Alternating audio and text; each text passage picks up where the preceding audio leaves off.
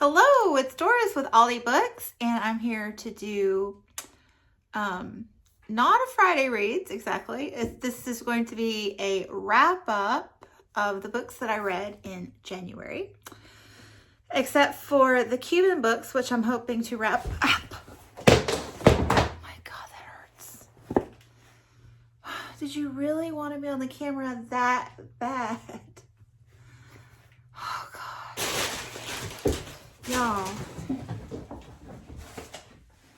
Okay, this is TMI, but I'm just going to tell you, she does that when you're, sitting down in the bathroom, you know what I'm talking about? And it ain't no joke. Oh my God. Anyway, where was I? Oh yes, the Cuban books. I'm hoping to wrap those up in the next couple weeks. I finished 6 in January and I have 6 left to read. And I wanted to reassure all of you that have been asking, I did not DNF The Eighth Life. I'm still reading it and loving it. I'm in the middle of part 3. And Jacqueline from 6 Minutes for Me, Jacqueline and I were talking about it. And she's had the same issues with setting it aside and like loving it when you're reading it and then not picking it up. And I think for me, it's twofold. Part of it is that each chapter or section is rather self-contained. So once you finish one, there's not like an instant compulsion to start the next one. They're kind of like novellas. And the other part is the size. So I was trying to finish my Cuban reads and things, and it just was not a priority because I was trying to read a lot of other things. So, but I am definitely going to finish it this month. We have a plan. So then these other books, there are several that I don't really want to talk about. Hunter's School was my indie press project book, and I did a review for that one recently for the indie press project. World of Wonders is for the Book Naturalist Book Club, and it's in my octafinals round for the Booksy Prize, so I'm not really supposed to talk about it anymore. But check out the Book Naturalist on Instagram, and lots of fun discussions surrounding that from last month. And then like a lot of these I don't really have anything to say.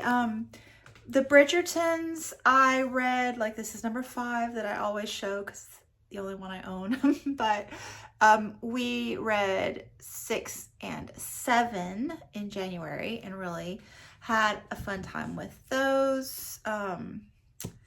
They're making season 2 for Netflix. So excited about that. So we only have number 8 left to go, me and Katie and Heidi. So then what will we read? Oh, and then my poetry reading project is going really well. So I read Night Sky with Exit Wounds by Ocean Vuong and Oceanic by Amy Nezuka Maratado. So I really loved reading both of these. Just tremendously enjoyed the process of being immersed in this gorgeous language and themes and sentiments. But don't really know what to say about them. I think with poetry, you probably need to read it like 3 times to have thoughts, and have not done that yet. So I'm thinking that toward the end of the year, like I've already read 2 and my like I was only committed to reading 4 like once a quarter, and I've already read 2 in January. So I think I'm going to be really into this project. But yeah, I think I will just wait and like try to reread some of the poems in each one that I really loved. So both of these deal with maybe a little of the immigrant experience, or second generation. So their parents were immigrants and they themselves were born and raised in the States and what that's like. Obviously a lot of nature connections with Amy's works because she is the author of World of Wonders. And yes, this one has a lot of family themes and LGBTQ plus themes. So yes, gorgeous, gorgeous, but hopefully I'll have more to say later on in the year after I've read more and reread and process that. I also read Beautiful Day in the Neighborhood. This is Neighborly Words of Wisdom from Mr. Rogers. So there was kind of like an introduction sort of thing, and then just a bunch of quotes from Mr. Rogers. I enjoy learning more about Mr. Rogers, and I have the, I guess it's a biography that I'm hoping to read soonish. The Good Neighbor, The Life and Work of Fred Rogers by Maxwell King. It's right here. So, yeah, that one I think I appreciated this one because it was Mr. Rogers' own words for the most part, but I think that it would do well with more contextualization because it just has a really brief introduction. It's actually the magazine article. The magazine article of the journalist who was the foundation for the movie here. So anyway, and then The Arab of the Future, number 4, A Childhood in the Middle East, 1987 to 1992. This was great. These are all great. I really enjoy this series, and I think that number 5 is the last one, and I really need to get it soon. Like, it's still in French. It hasn't been translated yet, but this one ends on such a cliffhanger. Oh my goodness. So, yeah.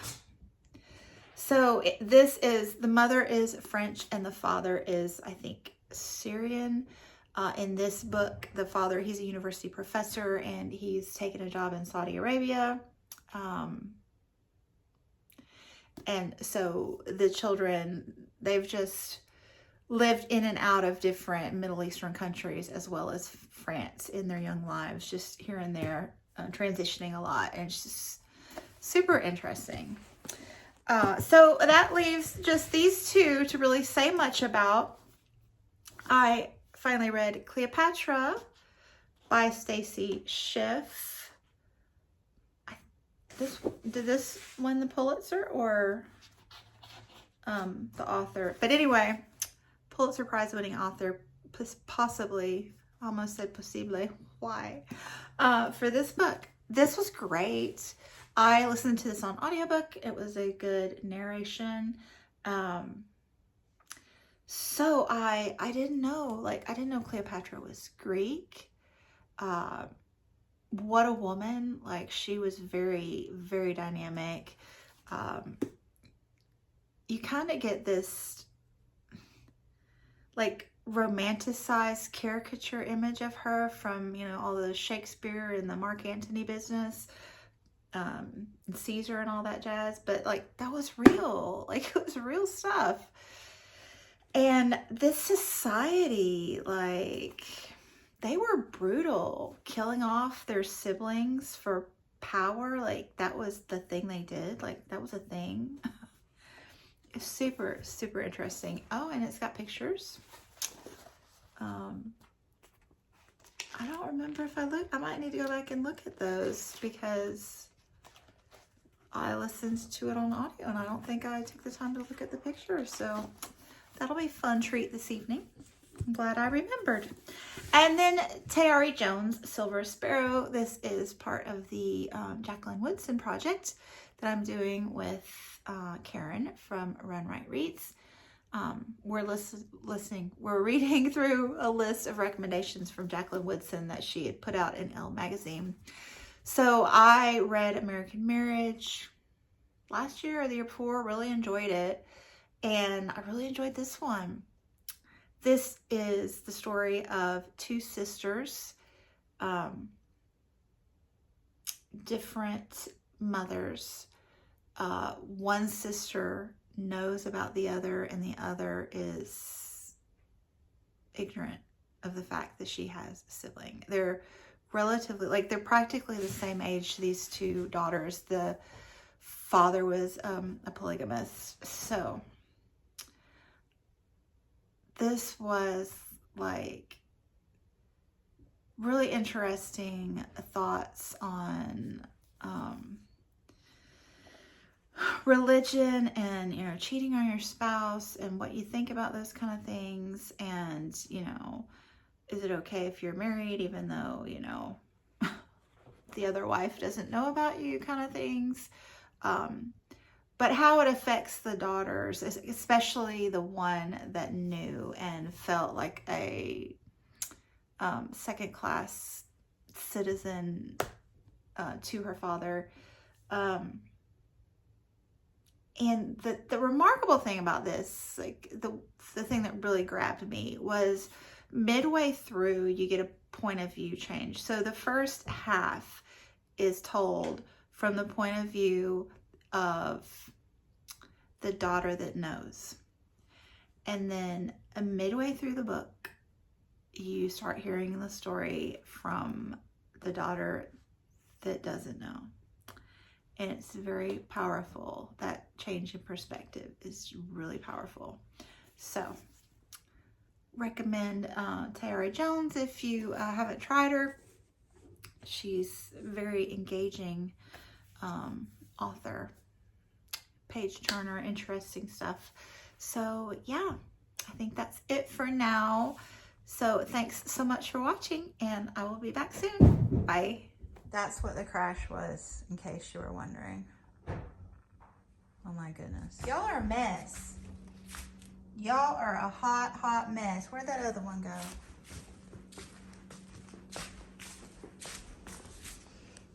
You're a mess. You're a mess too.